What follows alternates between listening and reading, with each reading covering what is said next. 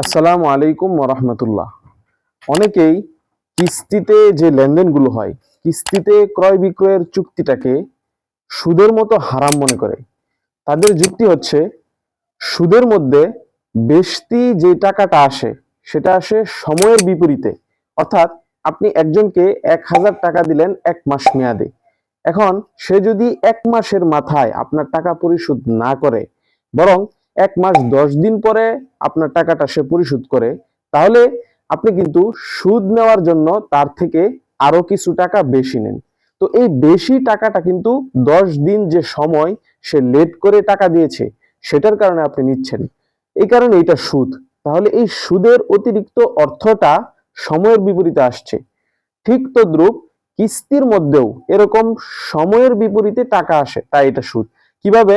কিস্তিতে ক্রয় বিক্রয়ের ক্ষেত্রে বিক্রেতা যখন ফ্রিজ, হুন্ডা অথবা গাড়ি অথবা এই ধরনের কোনো আসবাবপত্র কোনো ক্রেতার কাছে বিক্রি করতে চায় নগদে, তখন কিন্তু তার যে রেট বা মূল্য থাকে, যখন সেটা কিস্তিতে বিক্রি করে বা বাকিতে বিক্রি করে, তখন কিন্তু এই টাকাটা আরো বেশি দিতে হয় বিক্রেতাকে। তাহলে নগদের তুলনায় বেশি যে টাকাটা দিচ্ছে, সেটা কেন দিচ্ছে? তার সময় একটু বেশি তাকে দেওয়া হচ্ছে। টাকাটা পরিশোধ করার জন্য তার থেকে নগদ কোনো টাকা চাওয়া হচ্ছে না, তাকে একটু বেশি সময় দেওয়া হচ্ছে। সুতরাং এখানেও তো সময়ের বিপরীতে টাকা আসলো। এই কারণে এই যুক্তির আলোকে অনেকেই বলে থাকেন, অনেকেই মনে করে থাকেন যে এটাও সুদ হবে। সুদ যেরকম হারাম, কিস্তিও এরকম হারাম।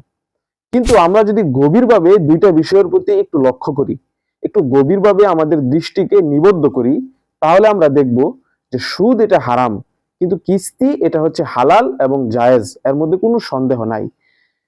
কারণ সুদ এবং কিস্তির মধ্যে বিভিন্ন দিক থেকে পার্থক্য রয়েছে। কিস্তি সুদের মতো না। এই বিষয়টাকে সহজভাবে বোঝানোর জন্য আমি 3টা কথা উল্লেখ করব। 1 নম্বর কথা হচ্ছে, নগদের তুলনায় বাকির মানটা একটু কম। নগদের মান থাকে বেশি, বাকির মান থাকে কম।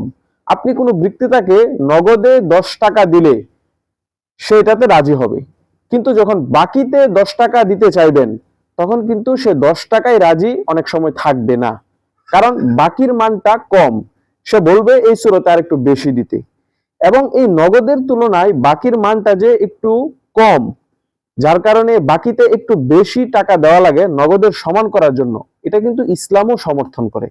ইসলামও অনেক বিষয়ের ক্ষেত্রে, অনেক মাসআলা মাসাইল, ক্রয় বিক্রয়ের অনেক বিষয় সমাধানের ক্ষেত্রে এই নগদের তুলনায় বাকির মানটা যে একটু কম, সেটার উপরে ভিত্তি করে অনেক ফয়সালা, অনেক বিষয়াশয়ের বর্ণনা, অনেক হুকুম আহকাম ইসলাম দিয়ে থাকে। 2 নম্বর কথা হচ্ছে, সুদ তখনই হয় যখন কোনো পণ্যের ধার্যকৃত মূল্য হিসাবে টাকাটা নেওয়া হয় না, বরং এটাকে সময়ের বিপরীতে নেওয়া হয়। জাস্ট একটা সময়ের বিপরীতে নেওয়া হয়, তখন এটা সুদ হয়ে যায়।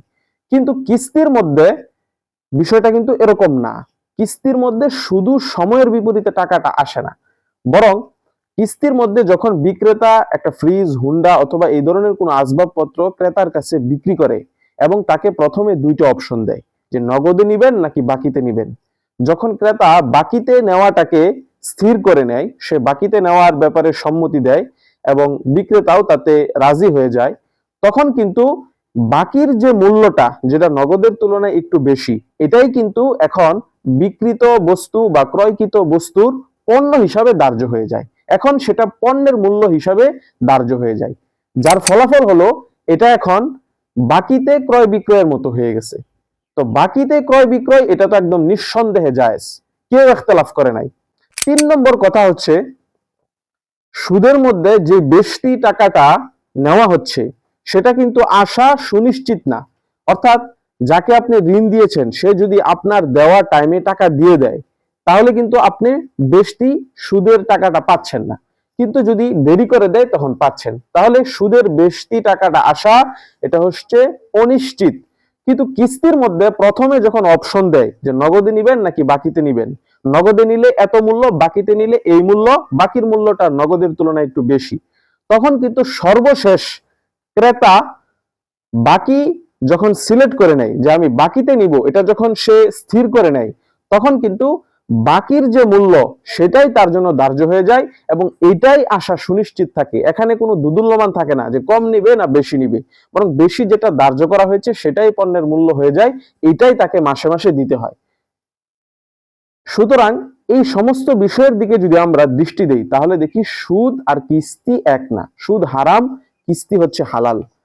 এবং সুদ এটা হচ্ছে একটা নিস্ক, সময়ের বিপরীতে নেওয়া, অত্যাচার করে মানুষের থেকে নেওয়া একটা টাকা।